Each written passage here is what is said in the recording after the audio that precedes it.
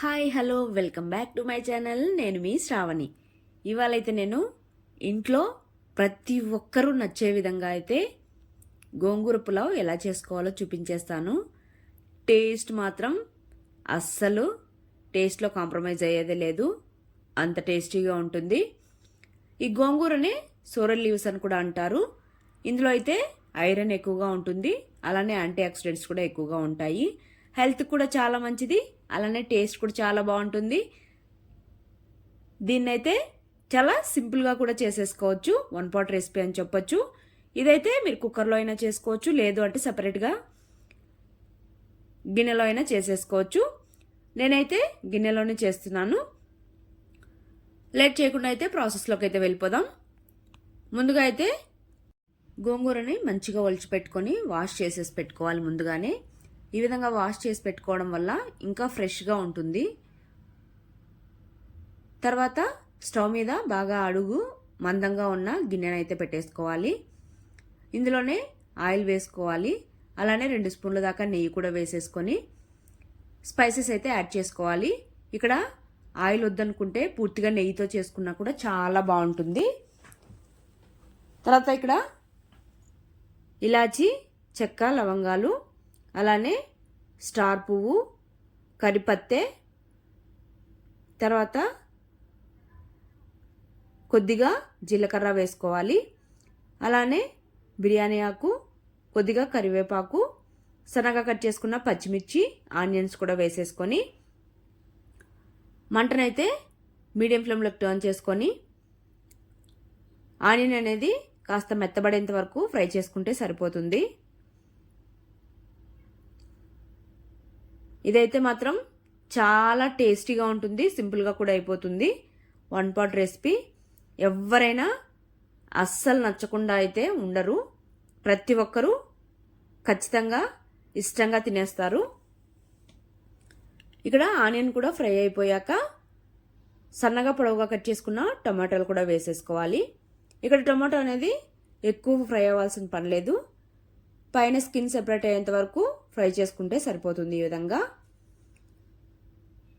విధంగా ఫ్రై అయ్యాక ఇందులోనే 1 స్పూన్ దాకా అల్లం వెల్లుల్లి పేస్ట్ కూడా వేసేసుకొని మంటను మాత్రం లో ఫ్లేమ్లో పెట్టుకొని ఇది పచ్చివాసన పోయేంత వరకు ఫ్రై చేసుకోవాలి. ఇది కాస్త ఫ్రై అయ్యాక ఇందులోనే కొద్దిగా సాల్ట్, అలానే పసుపు కూడా వేసేసుకొని ఇది కూడా పచ్చివాసన పోయేంత వరకు 2 నిమిషాల పాటు ఫ్రై చేసుకోవాలి. మంటను లో ఫ్లేమ్లోనే పెట్టుకోవాలి. ఇక్కడ ఇది కూడా ఫ్రై అయ్యాక మనం ముందుగా వాష్ చేసి పెట్టుకున్న గోంగూరను అయితే వేసేసుకోవాలి.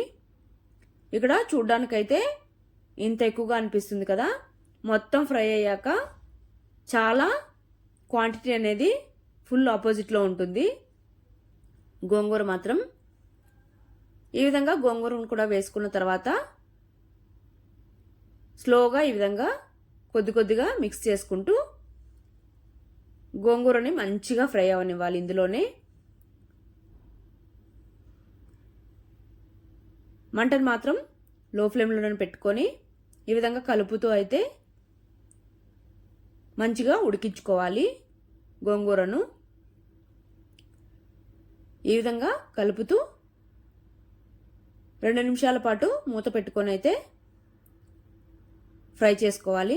చూడండి, బాగా దగ్గర పడి నూనె పైకి తేలేంత వరకు ఈ విధంగా ఫ్రై చేసుకుంటే సరిపోతుంది. తర్వాత ఇక్కడ నేనైతే 2 గ్లాసుల బాస్మతి రైస్ని అయితే తీసుకొని వాష్ చేసేసుకొని సోక్ చేసి పెట్టుకున్నాను. ఇదైతే మాత్రం మనము ప్రాసెస్ స్టార్ట్ చేసే ముందే ఈ విధంగా నానబెట్టేసుకున్నామంటే రైస్ అనేది మంచిగా పర్ఫెక్ట్గా అవుతుంది. తర్వాత అదే గ్లాస్తో 3.5 గ్లాసులు అయితే వాటర్ వేసుకొని ఒకసారి బాగా మిక్స్ చేసేసుకొని మూత పెట్టుకొని వాటర్ని మంచిగా మరగనివ్వాలి. ఫ్లేమ్ అయితే మీడియం ఫ్లేమ్లో మాత్రమే పెట్టుకోవాలి. చూడండి, ఈ విధంగా వాటర్ అనేవి మరిగిన తర్వాత రైస్లోంచి వాటర్ అన్ని వంపేసుకొని పూర్తిగా రైస్ అయితే ఇందులోకి ట్రాన్స్ఫర్ చేసేసుకోవాలి. తర్వాత ఇప్పుడైతే ఇందులోకి 1/2 స్పూన్ దాకా గరం మసాలా కూడా వేసేసుకొని ఒకసారి బాగా మిక్స్ చేసేసుకోవాలి. కావాలంటే సాల్ట్ అది ఈ స్టేజ్లో చెక్ చేసుకొని కూడా వేసుకోవచ్చు. ఒకసారి బాగా మిక్స్ చేసుకున్న తర్వాత మూత పెట్టుకొని ముందుగా అయితే మీడియం ఫ్లేమ్లో కుక్ చేసుకోవాలి. ఈ విధంగా వాటర్ అనేవి కాస్త దగ్గర పడిన తర్వాత ఒకసారి మళ్ళీ మిక్స్ చేసేసుకొని మంటనైతే సిమ్లో పెట్టుకొని కుక్ చేసుకున్నామంటే రైస్ పర్ఫెక్ట్గా అయితే పొడి పొడిగా అవుతుంది. లేదు అంటే మీరు కుక్కర్లో అయినా సేమ్ ప్రాసెస్ చేసేసుకోవచ్చు. కాకపోతే వాటర్ అనేవి 2.5 గ్లాస్ వేసుకుంటే సరిపోతుంది కుక్కర్లో. ఈ విధంగా రైస్ కుక్ అయిన తర్వాత ఒక స్పూన్ దాకా పైన నెయ్యి వేసేసుకొని అలానే సన్నగా కట్ చేసుకున్న కొత్తిమీర, తర్వాత సన్నగా కట్ చేసుకున్న పుదీనా వేసేసుకోవాలి. తర్వాత ఫ్రైడ్ ఆనియన్స్ కూడా వేసేసుకోవాలి. వద్దనుకుంటే స్కిప్ చేయొచ్చు. కాకపోతే టేస్ట్ అనేది ఇంకా బాగుంటుంది. వేసుకున్న తర్వాత ఒక 5 నిమిషాల పాటు సిమ్లో అలానే వదిలేస్తే సరిపోతుంది. చూశారు కదా, చాలా టేస్టీగా అయితే ఉంటుంది. చూస్తుంటేనే టేస్ట్ అనేది అర్థమైపోతుంది. అంత టేస్టీగా అయితే ఉంటుంది పులావ్ అయితే. బాగా ఏదైనా స్పైసీగా కానీ లేదా ఫ్లేవర్ఫుల్గా తినాలి అనిపించినప్పుడు ఇదైతే ఖచ్చితంగా గుర్తుపెట్టుకొని మాత్రం ట్రై చేయాల్సిన రెసిపీ. అందులోనూ గోంగూర అంటే ఇష్టపడిన వాళ్ళు ఎవరుంటారు చెప్పండి. ఈ విధంగా ఖచ్చితంగా ట్రై చేయండి. తర్వాత రైస్ అయితే ఒకసారి బాగా మిక్స్ చేసేసుకోవాలి.